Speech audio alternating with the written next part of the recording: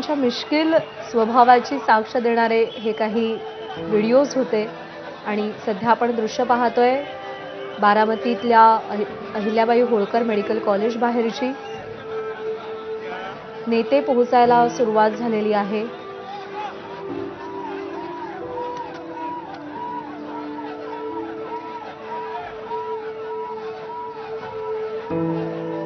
महाराष्ट्रातला दादा माणूस गेलेला आहे। महाराष्ट्राच्या राजकारणातलं दादा पर्व संपलेलं आहे। बारामतीतल्या रुग्णालयात अजित पवार यांचं पार्थिव ठेवण्यात आलेलं आहे आणि पवार कुटुंबीय देखील बारामतीत पोहोचायला सुरुवात झाली आहे। त्यासोबतच राज्यभरातले नेते मंत्री बारामतीमध्ये पोहोचतायत। या रुग्णालयाच्या बाहेर कार्यकर्त्यांची गर्दी सातत्याने वाढतेय। ही गर्दी नियंत्रित करण्यासाठी पोलिसांचा मोठा फौजफाटा देखील इथे तैनात करण्यात आलेला आहे।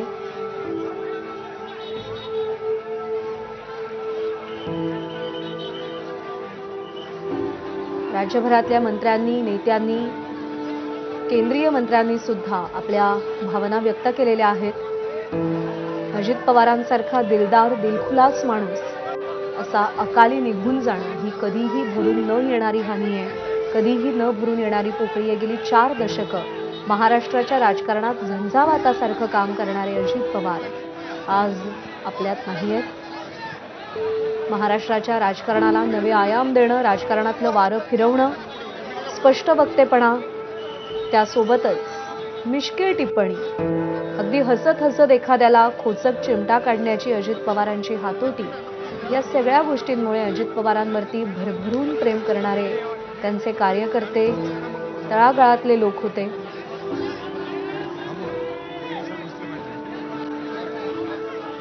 आज मात्र या सगळ्या आठवणी मागे उरलेल्या आहेत आणि अत्यंत अनपेक्षितपणे मनाला चटका लावून अजित पवार यांनी ही एक्झिट घेतलेली आहे। त्यांचं विमान अपघातात निधन झालं।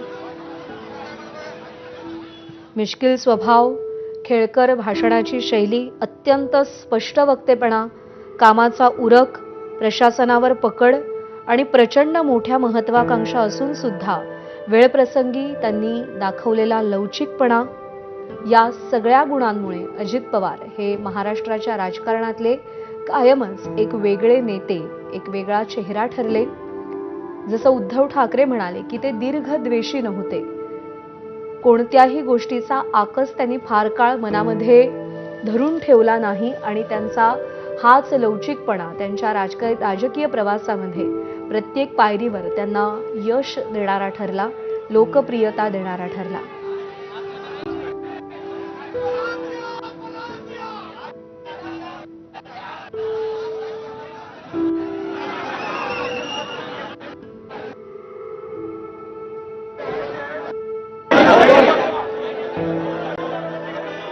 आमदार संग्राम जगताप हे देखील बारामती रुग्णालयात दाखल झालेले आहेत। राष्ट्रवादीचे सगळे नेते हळूहळू करून बारामतीमध्ये पोहोचतायत। अजित पवार यांचं पार्थिव या रुग्णालयात ठेवण्यात आलेलं आहे। रोहित पवार, युगेंद्र पवार हे देखील रुग्णालयात उपस्थित आहेत। सुप्रिया सुळे, सुनेत्रा पवार हे दिल्लीतून निघालेत। पार्थ पवार सुद्धा त्यांच्यासोबत आहेत। जय पवार रुग्णालयामध्ये उपस्थित आहेत।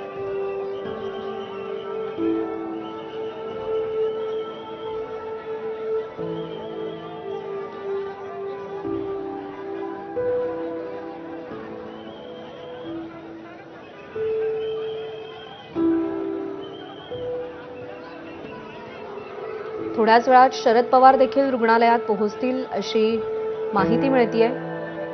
शरद पवारांसह प्रतिभा पवारही रुग्णालयाच्या दिशेनं रवाना झालेले आहेत। राष्ट्रवादीचे नेते, मंत्री आता पोहोचायला सुरुवात झालेली आहे। अत्यंत शोकाकुल असं वातावरण आहे। अजित पवारांचं जाणं अनेक जण अजूनही स्वीकारू शकलेले नाहीयेत, पचवू शकलेले नाहीयेत आणि त्यामुळे प्रचंड मोठी गर्दी सध्या बारामती रुग्णालयाबाहेर आपल्याला पाहायला मिळतेय। गेली 4 दशकं महाराष्ट्राच्या राजकारणात झंझावातासारखं काम अजित पवारांनी केलं। लोकांमध्ये मिसळले, लोकांचे होऊन राहिले लोकांच्या अडीअडचणी प्रश्न सोडवण्यासाठी झटले, अहोरात्र मेहनत केली. वक्तशीरपणा, स्पष्ट वक्तेपणा या जोरावर अजित पवारांनी राजकारणामध्ये स्वतःची ओळख निर्माण केली. सध्या रुग्णालयाबाहेरची दृश्य आपण पाहतोय. कार्यकर्त्यांचा गराडा पांगवण्यासाठी पोलीस सध्या प्रयत्न करतायत. पोलिसांचा फौज